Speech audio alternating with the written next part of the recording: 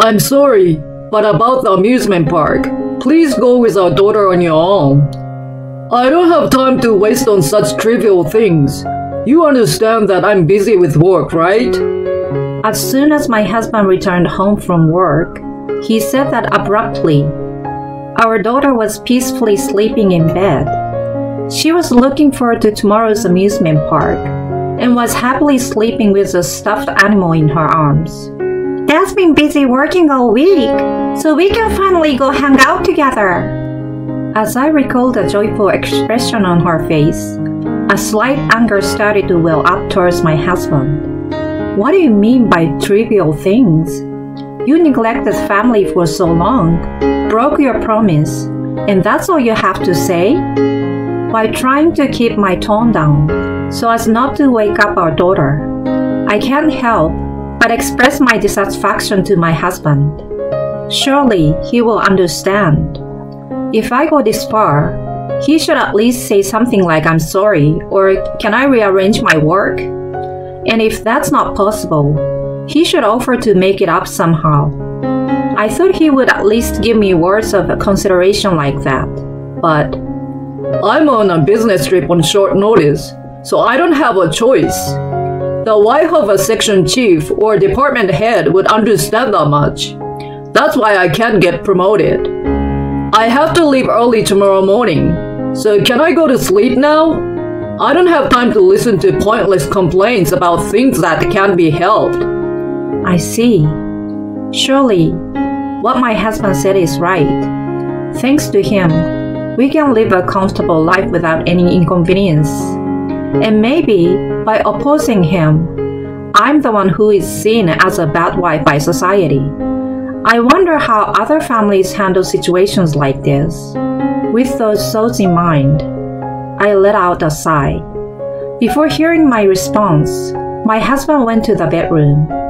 Left behind, I decided that I would behave cheerfully and energetically tomorrow so as not to make our daughter feel lonely. However, little did I know that my determination would lead to an unexpected and disastrous situation later on. My name is Luna, and I'm 36 years old. I live with my husband Anthony, who is 2 years younger than me, and our daughter Claire, who is in her final year of kindergarten. Anthony works at a well-established local company, while I work part-time at a large neighborhood bookstore surrounded by my beloved books. Anthony and I got married as childhood friends. We became neighbors when my parents moved in across the street from the house Anthony originally lived in. Since then, our families have truly had a close relationship, just like one big extended family. So I never thought that we would end up getting married and becoming relatives in the future. The turning point came when I left home to attend university. At that time, I couldn't see the familiar face that I had taken for granted every day, and I felt a sense of loneliness. That was when we finally realized that we were in love with each other. Even though it was a bit embarrassing transitioning from being close friends who would sometimes argue to becoming romantic partners. Since we knew each other's strengths and weaknesses, our marriage was based on a deep understanding of each other. So there was no disillusionment after getting married. Our parents also had a good relationship with each other, so we didn't have to worry about our relationship with our in-laws. Anthony was also very kind to me. When we were childhood friends, we would sometimes exchange harsh words and argue with each other, but after we became a married couple, we were in a reasonably loving mood, and we were able to have a child without incident. We truly lived happy days. Anthony's behavior changed around the time Claire was born. At first, Anthony genuinely adored Claire. However, as we started to revolve our lives around Claire, with both me and my parents-in-law focusing on her, Anthony started to sulk. He began complaining like a child, saying, "Always busy with the child, and never paying attention to me." It's nothing more than him expressing, "I want to be the most important to you." That's Anthony's way of seeking attention. At first, I thought his neediness was cute. However, I started to feel my heart growing colder towards my husband, who would become upset if he wasn't prioritized over the child. He never made an effort to participate in child rearing, and even when we spent time together at home or went out as a family, he showed no interest in caring for Claire. He didn't help with household chores and was constantly glued to his smartphone. When it came to Claire, "Let's play together! Daddy, pick me up!" Even when she spoke to him, he would respond, but never took his eyes off his smartphone, completely ignoring Claire. And Anthony had another troubling point. Due to his belief that he should be the most important, Anthony had an unusually high level of pride. He has a strong liking for acquiring and wearing expensive items to fulfill his self-esteem. It's troublesome when he makes purchases that are beyond his income. But there was also this incident. It happened when Claire was around 3 years old. While Anthony was taking a bath, there was a time when I left his luxury wristwatch, which he always wears, on the dining table. Claire, who had started intimating adults, happened to find it. "Look, look! I look like Daddy, right?" As she put the watch on her wrist and played, Anthony returned from the bath. Seeing Claire using his own watch as a toy, Anthony started shouting angrily. He scolded Claire harshly. If it was such an important item, it was a mistake to leave it within reach of a child. On top of that, what kind of father loses his temper with a 3-year-old child? As a father and a partner who supports his family, I wanted my husband to somehow change his way of thinking and behavior. I had discussed this with him several times, but it didn't seem to resonate with Anthony at all.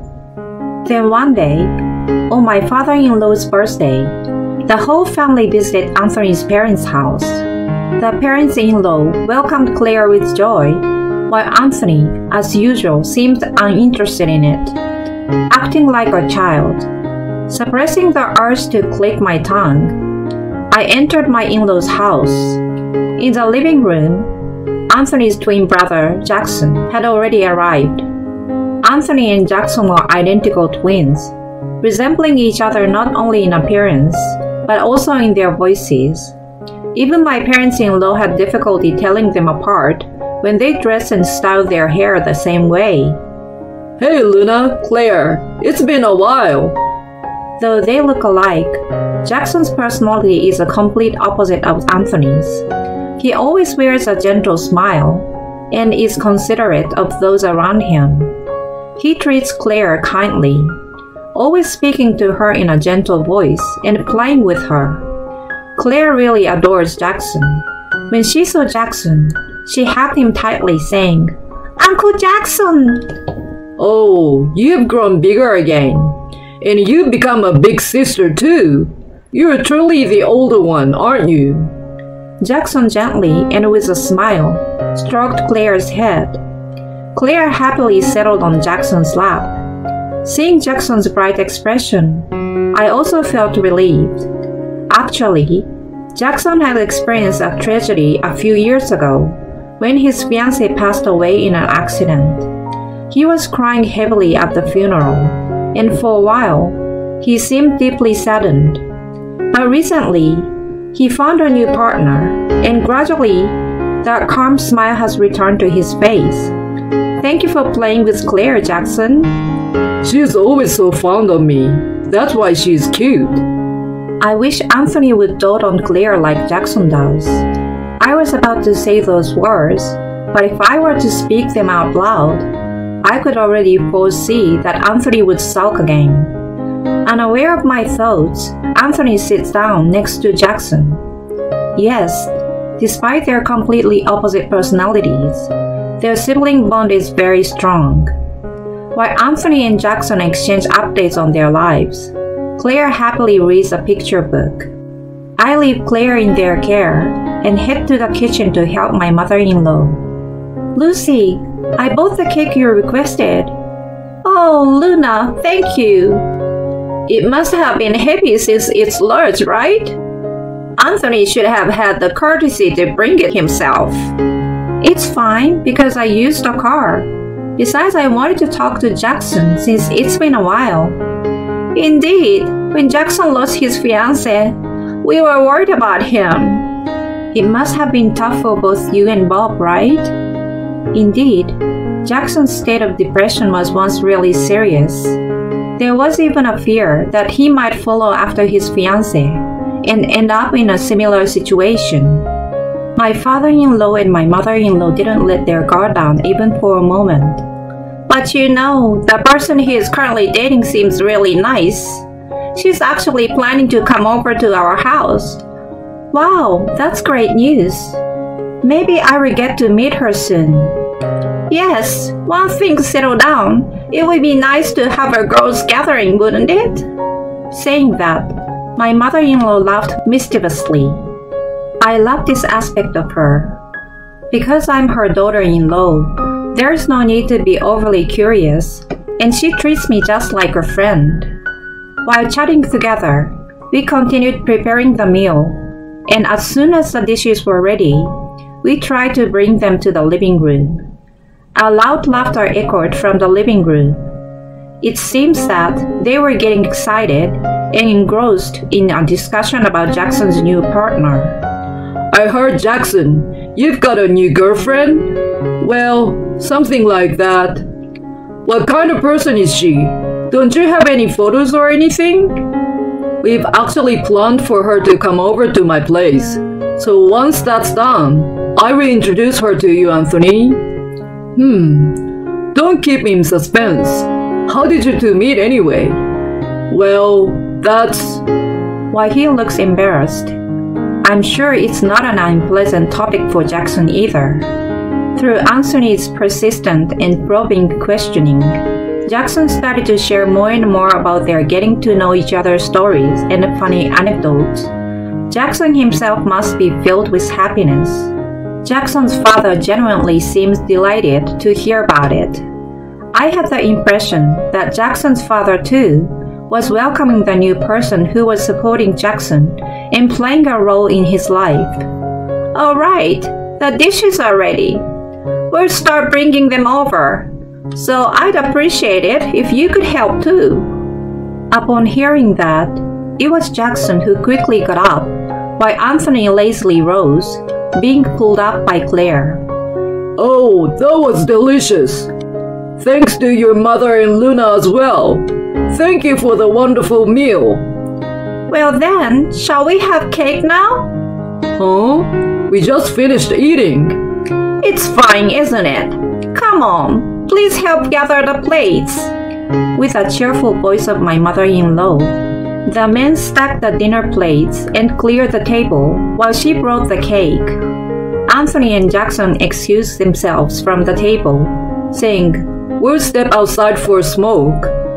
Meanwhile, my father-in-law, my mother-in-law, and I casually chatted while cutting and enjoying the cake. Grandpa, please stay healthy forever. Oh, I'd like that. I want to see Claire in her wedding dress and even hold my great-grandchild. Oh my, you're getting ahead of yourself. Claire looked puzzled at the conversation between her grandparents. But indeed, such a future might arrive in about 20 years if it comes quickly. That's right. We want both of you to see Claire wearing a wedding dress. Please stay healthy for a long time. Oh my goodness, we still have to try our hardest. As the three of us laughed together, Anthony and Jackson returned. Jackson had a flyer in his hand. Hey Jackson, what's that?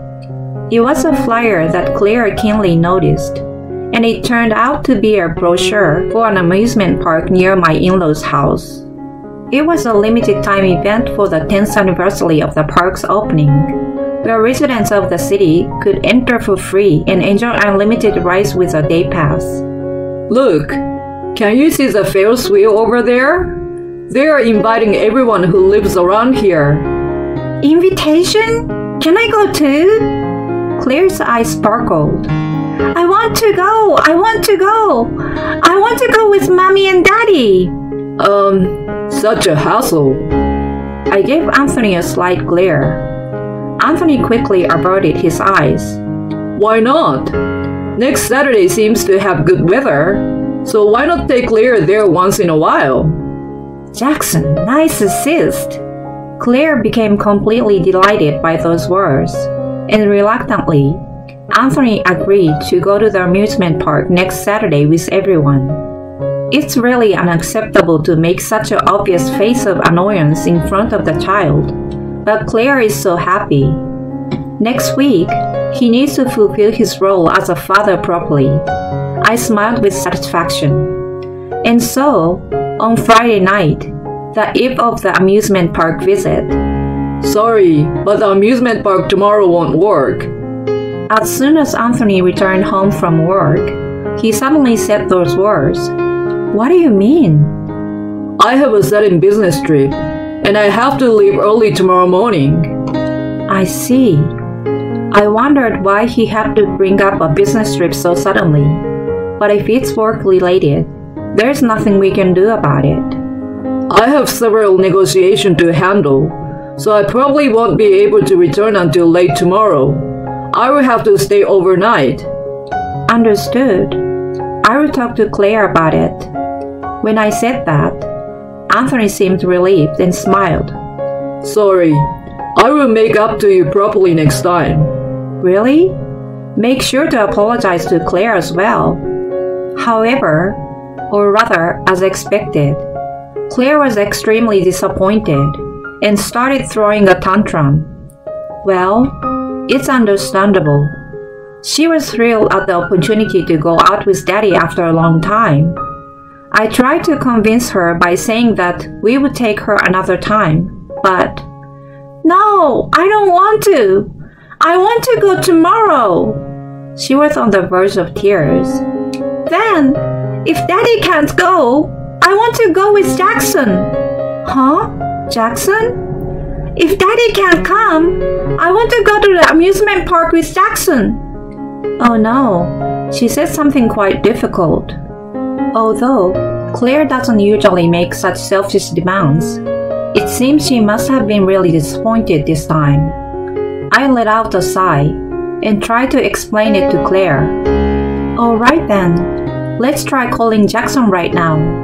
If Jackson says yes, we'll go with him. But even if Jackson is unable to, you must not get upset, okay? Is that still okay with you? Claire nodded in agreement.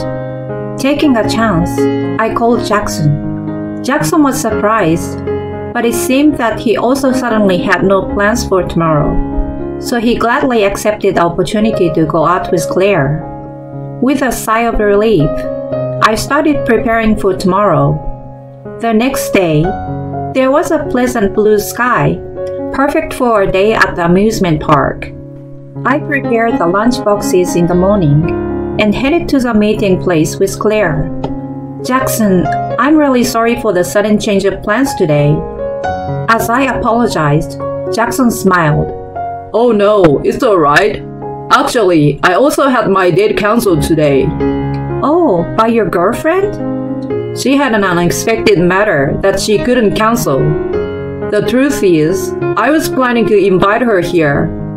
She has a child, so I thought it would be nice to plan something that would make them happy. Oh, she has a child? Yes, she's 2 years younger than Claire. I think they could get along well. That's wonderful. If she's interested, how about going out or having a meal together with everyone? It might be nice for the kids to play together too. I would love that.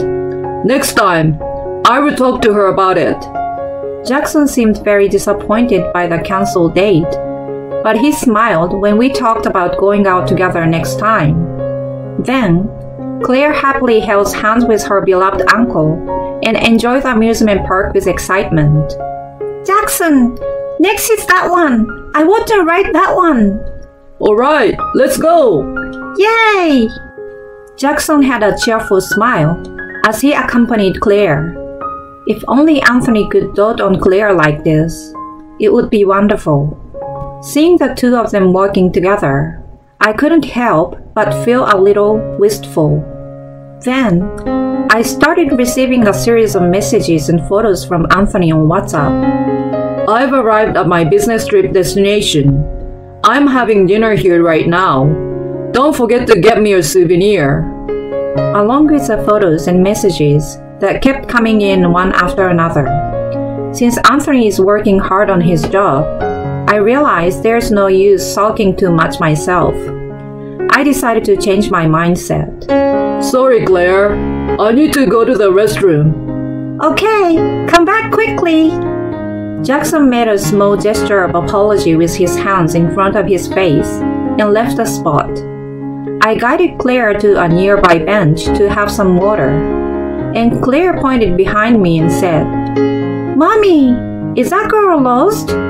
When I turned to the direction Claire was pointing, I saw a small girl walking around on her own, looking like she might cry at any time. Claire and I hurried over to the girl. My mommy is not here." "It's okay. We'll ask the amusement park staff to help us find her." "Okay." The girl seemed slightly relieved. Claire said, "Don't worry, it will be fine." Claire held the girl's hand. I sent a message to Jackson explaining the situation through WhatsApp, and the three of us started working towards a lost and found center. After a short while, the girl suddenly stopped walking. "Ah, there's Mommy! Mommy's there!" "Huh?" The girl, "Over there!" She pointed in that direction. There stood Anthony, who was supposed to be on his business trip, and an unfamiliar woman who seems flustered. That is, for a moment, I thought it might be someone who resembled him. But the shining watch on his wrist was an expensive one that Claire had played with and he got angry about before. He lied to his wife and went on a secret date, wearing the best watch. That's what it meant. I felt a cold wind blowing quickly in the back of my head. I quietly approached Anthony and the woman, and then spoke up. "Your child is lost." "What? Oh, thank goodness! I was so worried when she suddenly disappeared. Thank you so much." The woman kept bowing her head repeatedly, and "By the way," I said with a serious expression, "I'm this person's wife, but who are you?" "Huh?" The woman's complexion changed quickly. For a moment, she didn't seem to understand the meaning of my words, but soon, she glared back at me sharply. "I'm this person's girlfriend." Anthony turned pale between me and the woman. Just then, Jackson returned from the restroom. "Oh, Luna and Claire, there you are. I'm glad I caught up with you." "Huh? Jackson, you're with both of them?" "Julia, what are you doing here? You said you had something to do today." Jackson looked at Anthony, who was standing behind the woman trying to hide. "Anthony, why are you with Julia?" Well... "I wonder why someone who should be on a business trip is at the amusement park." Well... Unable to come up with an excuse, Anthony became visibly suspicious, but I stood in front of him. Following my lead, Jackson and the woman surrounded him, closing in on Anthony. What on earth is going on? Realizing the situation was hopeless, Anthony stammered and confessed. After the birthday party for my father-in-law the other day, Anthony had seen a photo of Jackson's girlfriend. Upon seeing that photo, Anthony fell in love at first sight and apparently wanted to meet her, and if possible, go on a date with her. Coincidentally, Jackson received a phone call from that girlfriend at that moment. Unfortunately, Jackson was not at his seat at that moment, so Anthony pretended to be Jackson and answered the phone. He managed to arrange a date for today without Jackson's knowledge. She said she was busy on Saturdays, so we should hang out some other time. He lied and left a false message. Jackson found it puzzling in many ways, but he never expected that Anthony would come up with such a foolish scheme. He simply believed what Anthony said without thinking that he would be involved in something like this. Feeling our cold stares, Anthony wore a guilty expression on his face. However, surprisingly, the words that came out of Anthony's mouth next were not an apology, but an excuse. It's natural for any man to want to go on a date with an attractive person, right?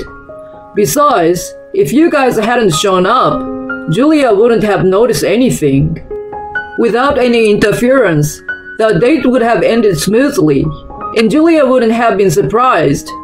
It's because you guys made a fuss that things got complicated. Yeah, that's right. The one at fault here is not me, but you guys who create a big commotion. The three of us were not just angry, but beyond that, we were also exasperated. Meanwhile, the onlookers were eagerly watching the unfolding situation with great interest. Anthony unleashed a barrage of words towards those around him. Hey, this isn't happening. I was too disappointed to think about what to do after that. Daddy, when you do something wrong, you say I'm sorry. Claire, who had been quietly by our side, said with a smile on her face. At that moment, everyone around burst into laughter. Even we couldn't help but be drawn into the laughter. Anthony, his pride wounded and his ears turning red, was about to say something in response, but then, Hey Mom, that's right. Even my teacher at kindergarten said so. Exactly, dear. When you do something wrong, you say I'm sorry, right? That's right, just as your big sister said. By laughing, the woman and I glared at Anthony. Applause and cheers erupted from somewhere. Anthony, unable to bear the situation any longer, finally left us behind and ran away. Now, let's fast forward to the aftermath. First, I divorced Anthony. I had grown tired of him not helping with household chores or childcare, and this incident was the final straw. He acted solely on his own desires, told lies to cover up his actions, and even after everything came to light, he didn't apologize, but instead became defensive. I didn't need a father like him, no way. In front of Anthony, I thoroughly berated him for everything that had happened, and then I slammed the divorce papers on the table. I returned my parents' home with Claire. Of course, my parents fully supported my decision, and even my usually calm father-in-law and mother-in-law were furious this time.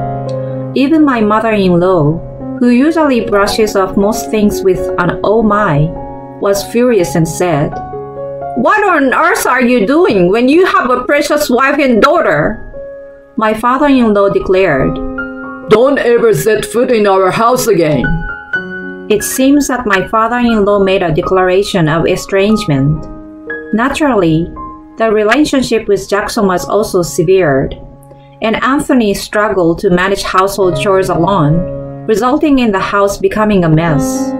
Additionally, it seems that someone from Anthony's company happened to be at the amusement park that day, and news of the incident quickly spread within the company. I can only imagine how uncomfortable Anthony must feel at work. 3 days after the incident, my father-in-law and my mother-in-law came to my parents' house together. They were in a bowing position, apologizing profusely. However, in the first place, this whole situation was Anthony's personal issue.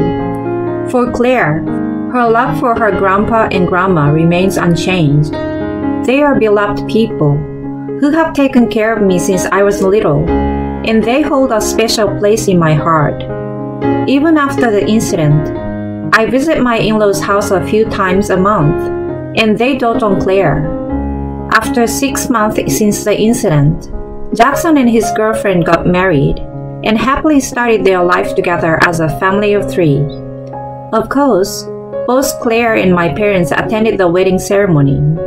The relationship between my in-laws, Jackson's family, myself, Claire, and my parents is great. We are planning a trip where everyone can be together. Claire absolutely adores our new cousin, a little girl. It looks like we have a new little sister. So cute! She expresses her joy enthusiastically. All is well in the world.